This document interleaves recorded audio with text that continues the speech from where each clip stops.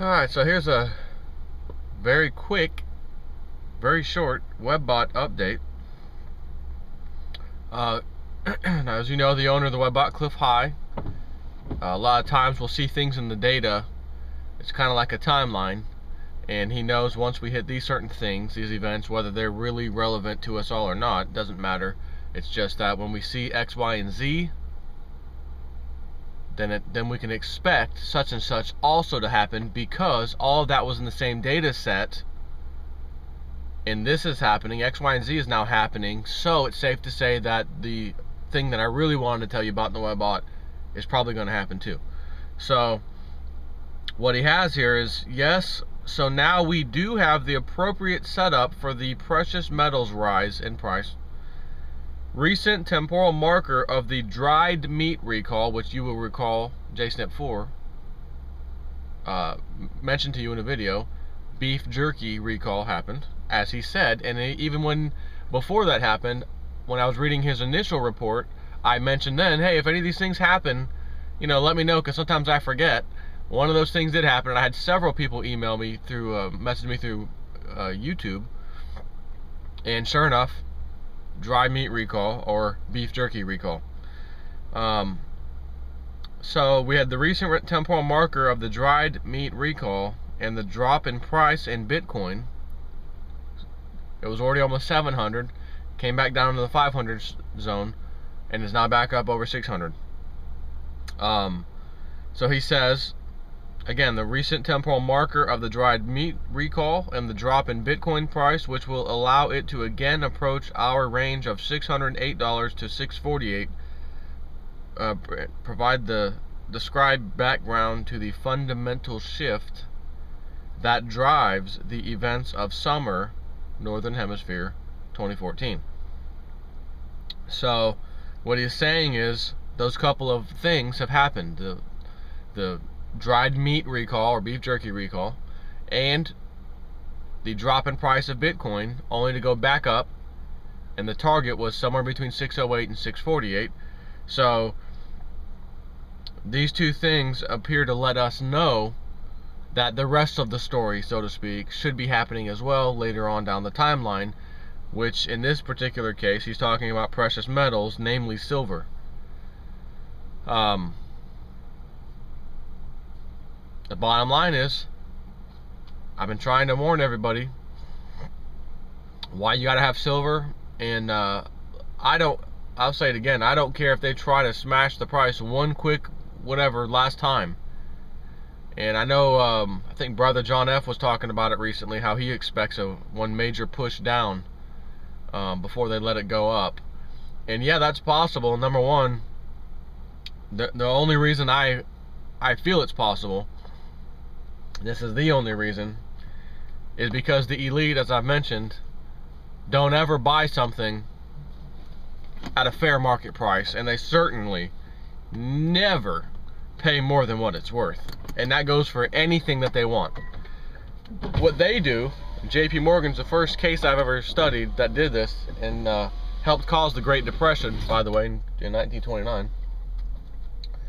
He caused, see, back then, if a bank gave you money, you know, lent you money, I should say, which they lent quite a few farmers money so they could buy equipment, things like that. They could what they call the loan in at any time. So there was a little stipulation in the contract that says, yes, we're going to lend you X amount of dollars for this period of time, 5 or 10 years, whatever it was. However, if some kind of little issue ever arises and we need that money back, we reserve the right to call in the loan, and you must pay the whatever you owe back in full at that moment. So think about that for a minute. How ridiculous is that? You've made an agreement that over a certain amount of years you're going to pay this loan back. If you had the money up front to pay it back when the bank called in the loan, why would you have needed the loan in the first place, right? But that's how the bankers worked, and I'm sure they had laws changed or made to allow this kind of behavior to happen. And sure enough, JP Morgan puts a advertisement in several newspapers stating that some particular bank was basically going bankrupt. It was didn't have the funds of its customers, and just wrote a little nasty article about it, which caused people to get scared and go to that bank and withdraw all their funds, thus causing a bank run. And then other banks got wind of it, and said, or other people with other banks, not that same bank, said, oh my God, well, if that bank's doesn't have the money, what about my bank? Oh, and back then there was no FDIC insurance. You pretty much lost. Your money was in trouble at that point. So, of course, tons of banks went way down in value. Their stocks, their shares went way down in value. Some of them were collapsing, etc. So then at the last minute, JP Morgan comes in and buys up all these failing banks for pennies on the dollar. Literally pennies on the dollar. And then tells his boys at the Federal Reserve after that, okay, start lending some money now to help me buy these banks back as well. I need a loan too. And they did, etc. So this happened right around the same time as the Great Depression. So they also, I'm trying to think, was it JP Morgan or Chase, which is basically the same, JP Morgan Chase, that scooped up one of the failing banks. Was it Lehman? Was it Lehman that they picked up? I think it was Lehman Brothers. And just before the 2008 crisis happened, I want to say the shares of Lehman were, 70, 80, 90 something dollars a share. And when this whole thing happened, they were sold for $2 a share. And even then, JP Morgan was crying the blues about it. They wanted a better deal, and I think they first offered them something a lot less, and the shareholders were like, no. And then they came to the agreement of a whole whopping $2 a share. So, is $2 a share a fair price for a company like Lehman Brothers that at the time had its shares valued way, way, way higher? Again, I think it was 60, 70, 80 bucks, somewhere around there before the big crash. So they got it for $2. So if the elite want silver and gold, are they going to pay today's price of almost $1,300 gold and $20 silver right now? The answer would be no. They're going to crash the prices and then take what they can. However, there's kind of a catch-22 here. That's why I say I don't know if they're really going to smash the price one last time or not. This could be it. The $18, $19, $20 range is it as far as the low goes. It could be, and I say that because if the elite are out there buying up all the gold and silver because they want to have a little fire sale price, for themselves and buy it all up, they've been this whole entire time rigging the markets, gold and silver markets.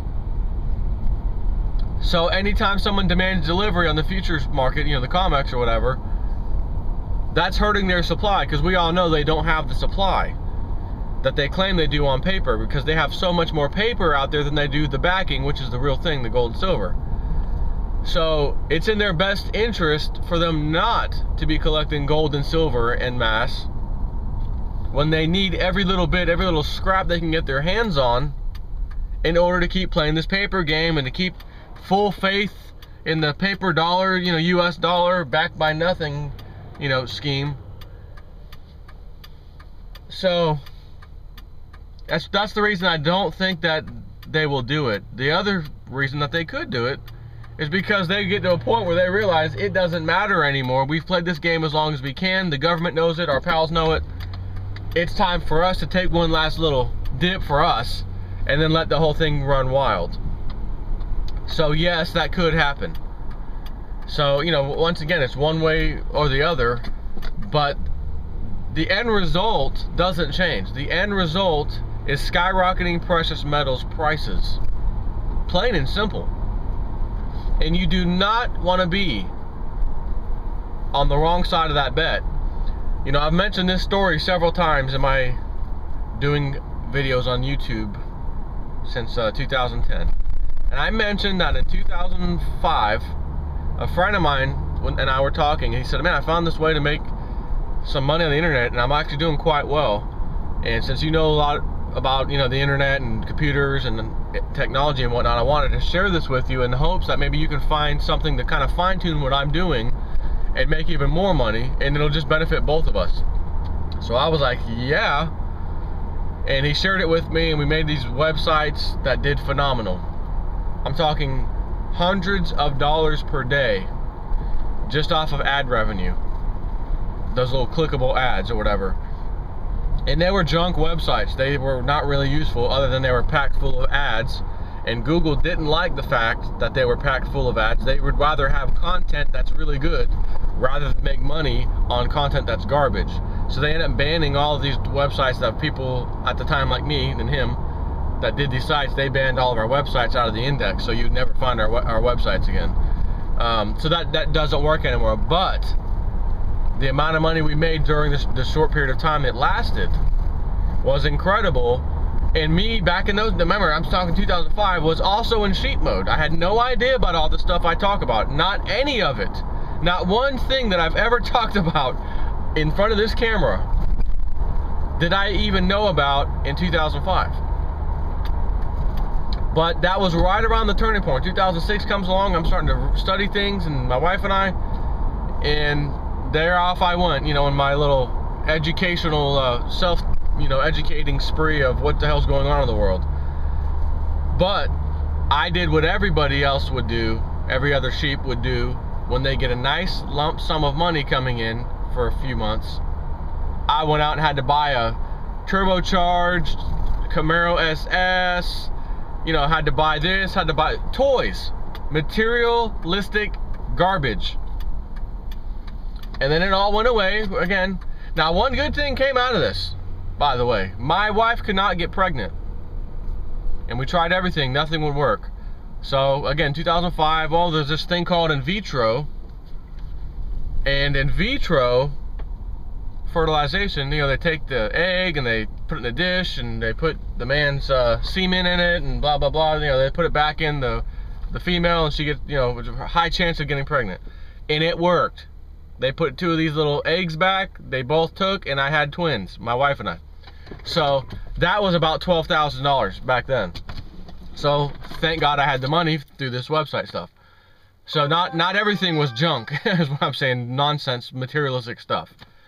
But the rest of it was.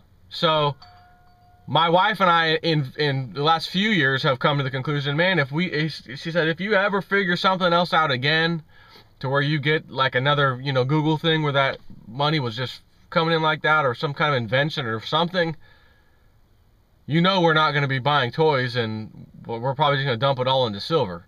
I said, absolutely, that's absolutely right. And thus, the last 2 tax returns that I've received, the majority of that went to buy some silver. I think the second time ago, matter of fact, both times, because I bought some silver on credit with the wife's credit card, and then we've been paying it back. But then we just, we owe $2,000 on this card, and you know, $500 on that one. Tax return time, pay them off. So at any time, we do have the access to those credit cards to just go, bam, buy a lump sum of silver if need be. If I saw this, you know, if I wake up one day and silver's up $2 out of nowhere, time to buy. Because that shouldn't be happening, right? The powers that be keep a real close, tight lid on silver nowadays. So the point is, I've vowed to take any additional money that comes in and buy silver. So the fact that I don't have that type of money coming in like I did for those several months in 2005, any additional money I have right now, just out of paycheck and whatnot, and out of these YouTube videos that I do, you know, I talk about how I have the advertisements playing and I get a little piece of that. That's the extra money I'm talking about as well.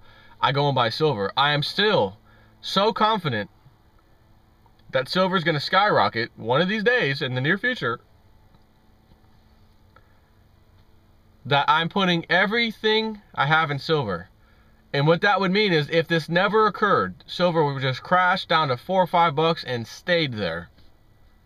Yes, that means every penny I had accumulating all the silver over the last several years has now been destroyed, and I had all my confidence in that.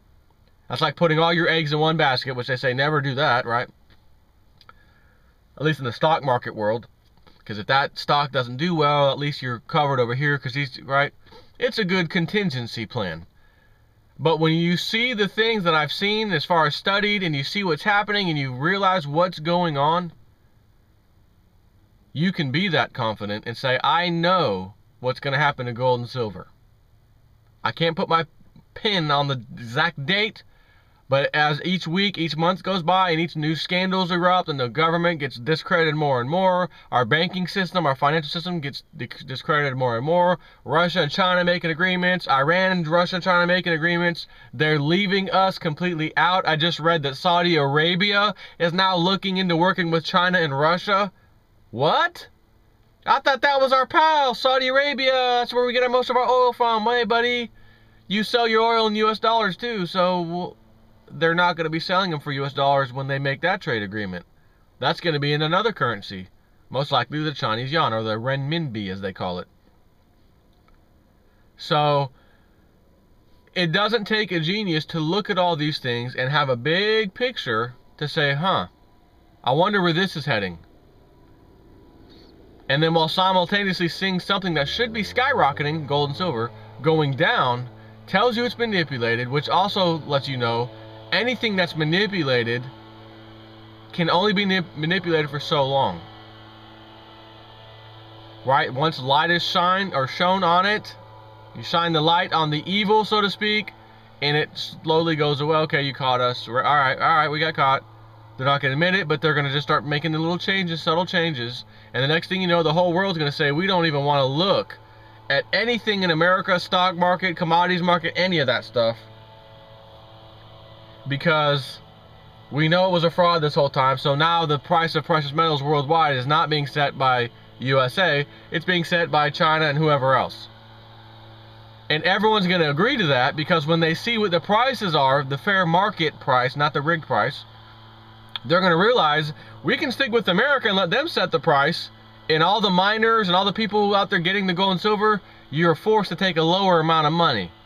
But if you let China and the rest of the free world, so to speak, free market world, take control of those reins and let them set the price of gold and silver, oh my God, did I just get a tripling of my money? Right, I just got a triple raise. Imagine what you make today, you just got tripled. Ooh. No, I don't like tripling my pay. I'm going to go back and stick with America, because I'm proud to be an American. Fights for the rights of the immigrants and not our own guys.